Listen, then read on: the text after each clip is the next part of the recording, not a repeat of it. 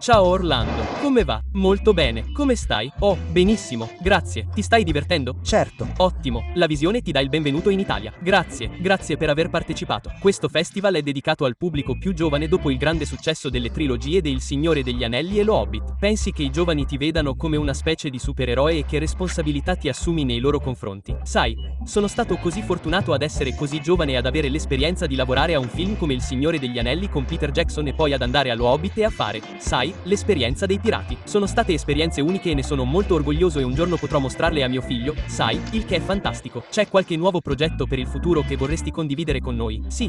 Ho questo film che ho girato con Numi Compace intitolato Unlock che uscirà probabilmente in autunno e poi sto sviluppando anche alcune cose per me stesso in questo momento.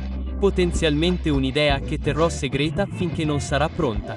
Prima di andare, ho solo un regalo per te. È un portafortuna molto tradizionale. Se ne hai bisogno, lo sfreghi e ti porta fortuna. Ottimo, grazie mille. Perfetto. Ciao fanpage. Come stai? È bello vederti. Grazie per avermi invitato su Grafani. Sì, grazie mille.